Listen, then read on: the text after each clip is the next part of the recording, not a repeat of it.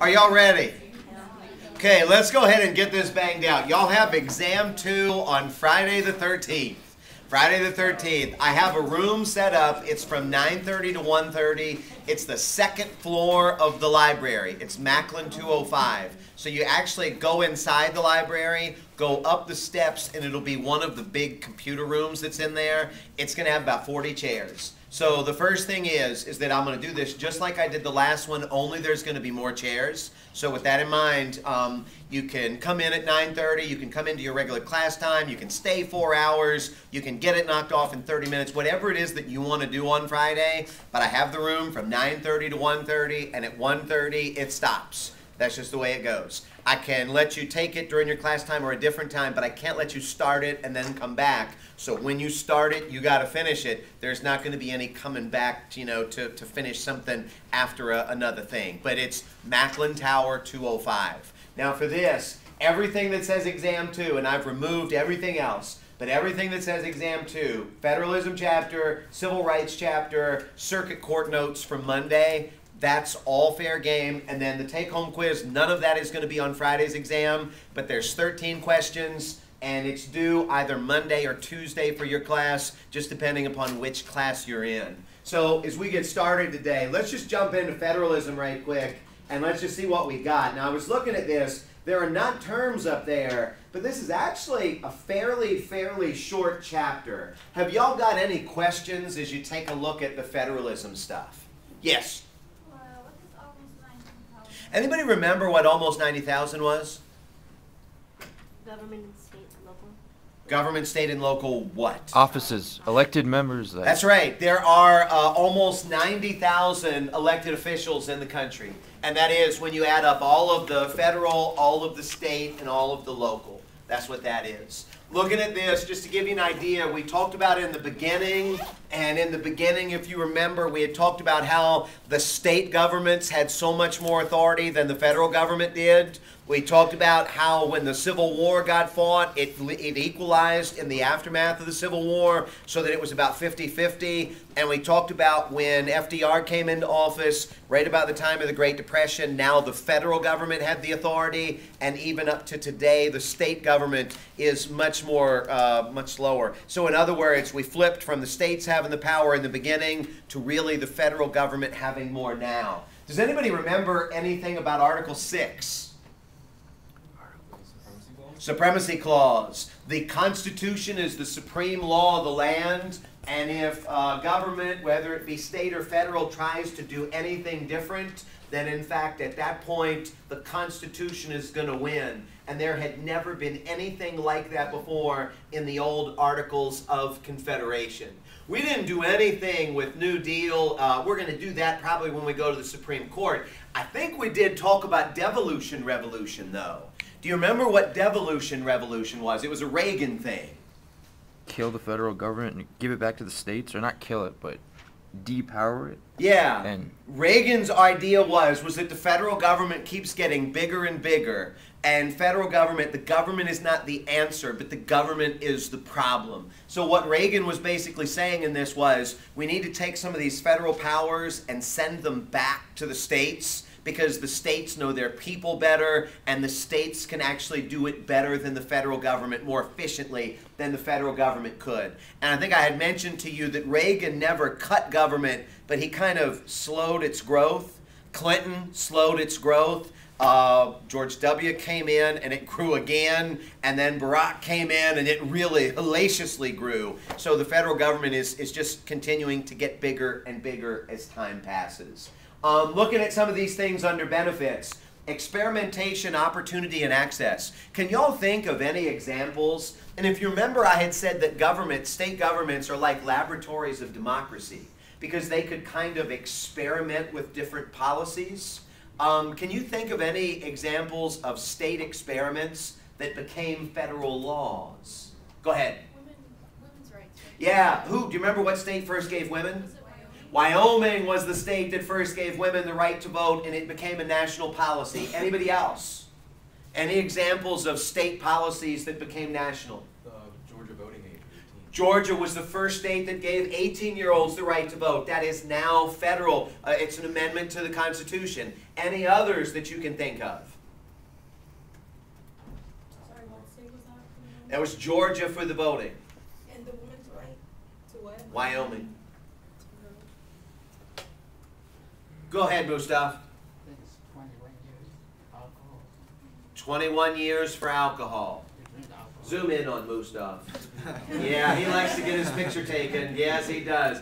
We'll come back to that one. But I had mentioned to you, the idea basically is that states have the ability to experiment. I think I had mentioned to you that Romney Care in Massachusetts kind of became Obamacare nationally. I think I had mentioned to you that Nevada legalized prostitution. However, prostitution has not been legalized nationally. So the idea is that states are free to experiment within their own borders, and then it can become a national policy if it works. But if it doesn't work, it only negatively affects the state, so it doesn't affect the other states if it doesn't go well.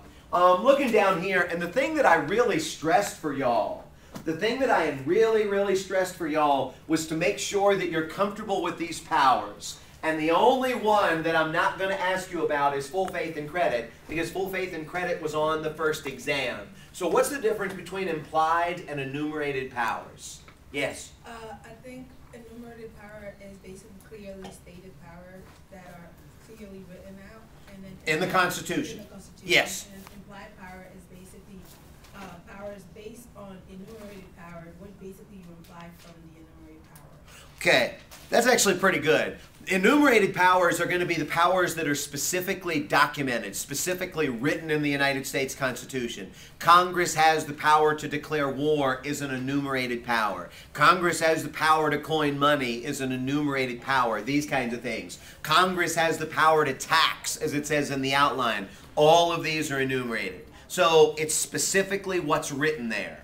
Now, when you get into the implied powers, on the other hand, implied powers are basically powers that the government needs in order to implement the enumerated powers. So it doesn't say that they can do it, but it's kind of implied that the government can do it in order to actually implement the enumerated powers. So the implied powers. Congress has the power to coin money. Congress has the power to tax. Congress has the power to spend. These are all enumerated. Doesn't say anything about making a national bank, but it was implied that you can make a national bank because you needed a place to store the money that you collected, that you needed a place to send it from when you spent it, you needed a place to house it after you coined it. So that would be an example of an implied power. And implied powers change as the country's history has progressed. So just kind of keep that thought in mind. What do you know? Go ahead, Zara. Was that a hand? Yeah, so implied powers became enumerated powers. I'm sorry, a little bit louder. Implied powers became enumerated powers one day or not? I'm sorry, one more time. A little bit louder. I'm asking that implied powers became one day to enumerated powers. They could actually. We would have to change some laws around or maybe amend the Constitution. But for our purposes, implied powers are based on the enumerated powers. They could become permanent or they could go away because, you know, at the beginning of the country we had a national bank. Now we don't. So here one day, gone tomorrow. Gone yesterday, they come here today. But go ahead, Leah. Just make sure so that implied power and enumerated power are basically, when focused on tax, is basically the power to tax. The power to tax, and then the power to buy territory. The enumerated would be the tax. And when I had given y'all the implied example, I had mentioned to you that when Jefferson came into office, you remember what he had a chance to buy? Louisiana Purchase, that's right. And if you go back and you look at that Louisiana Purchase, there was nothing in the Constitution that said that you could actually buy territory. So Jefferson used implied powers to be able to do it. Implied powers to be able to do it. What do y'all know about commerce? Because commerce is going to be a big deal. When you sell or trade between state lines, you participate in interstate commerce. Okay, when you sell or trade in between state lines, there's two pieces that determine if something is interstate commerce. You have to sell, there has to be a transaction made. And Okay, the exchange of goods or services and you have to cross the state. and cross state lines. So if there is the exchange of goods and services and it crosses state lines, that's interstate commerce. Why is that significant? It- Anybody? Go ahead, Jerry. Is it because it can be regulated by the federal government? The federal government can regulate anything where there's the exchange of goods and services and it crosses state lines. If you had a corn farm in Maryland and you only sold to other people or other cities that were in Maryland, that never crosses state lines. The federal government cannot touch that. However, if there's the exchange of a good or service and it crosses state lines, that's when the federal government can actually have the power. So states can regulate commerce, but if it crosses state lines, then at that point the federal government does. And here's the thing on this. The federal government, and if you remember when I was talking to y'all about these powers, I said that the federal government cannot pass any law that it wants, right? The federal government has got to have a power that justifies the laws that it passes. And the power that the federal government uses more than any other is the commerce power. This is where the federal government gets more power. And you know, I mean, I think the best example I gave you, actually I gave you a number of examples. Can y'all give me examples of ways that you would be involved in interstate commerce? What's that? By voting? Yeah. Zoom in on Mustaf, and let me go to another hand. Yeah, zoom in on, he likes to get, yes, Kirsten. Going to a restaurant. Go into a restaurant. What do you mean, explain? Well, you said about, you said Cracker Barrel. Cracker Barrel, how did Cracker Barrel work? They import goods from other states. Okay, I think I had asked y'all the question, where do cows come from? Or where does potatoes come from? Or things like this. And the idea is that if you bought something that came from another state, that would be interstate commerce. There was another way. Oh, and then it has to, I don't know. Go ahead, Juan. Customers coming in from other states? If customers come in from other states and buy things there. So if somebody from out of state buys something and then they keep on going, that's interstate commerce. If you bought something that you bring in from out of state. So the trick on this is that if I have a restaurant, I would have to buy everything in state and I would have to only sell to people that are in state, and then at that point the government couldn't regulate me. But when you think about it, whether it's food, whether it's uniforms, whether it's plates, whether it's dishes, whether it's cleaning supplies, whether it's toilet paper, whether it's whatever, so many things come from other places, it's really hard not to be involved. I had given you all the example of going into produce sections in grocery stores. And like right now, strawberries are starting to, originally, I think when we talked about this, they were coming from California. Now they're starting to come up from North Carolina. Either way, that's interstate commerce. I had asked all the classes, have you ever been to Five Guys? Why?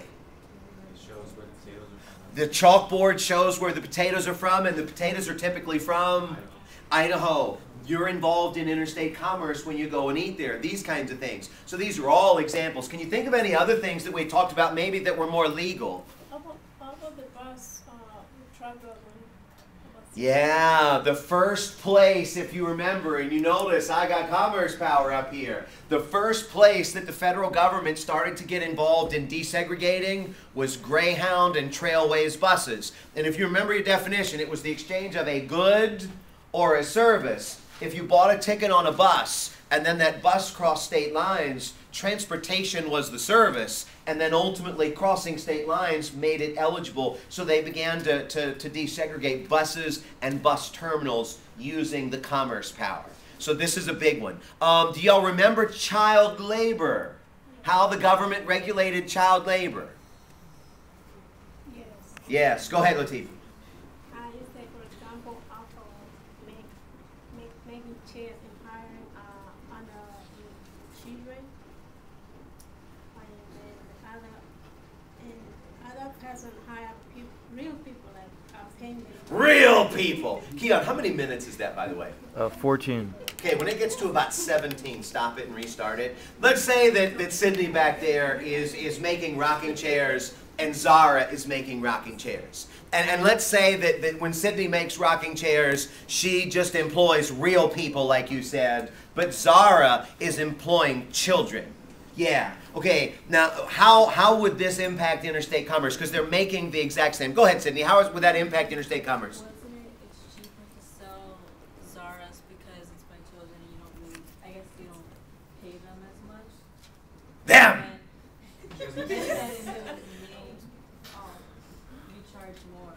Yeah. If y'all are making the same chairs, but her labor costs are less than yours, then that means that she could sell the same chair, but she could sell it for less because of her costs being lower, right? And the idea was the federal government eliminated child labor because they said Zara exploiting those children, those tiny little hands with chemicals and sharp objects and hammers. Well, the idea was that is negatively impacting interstate commerce. It's really kind of discriminating against yours, Latifah would say, real people business. So at that point, Zara couldn't do that anymore. Understand on this, and I had given you Gibbons versus Ogden.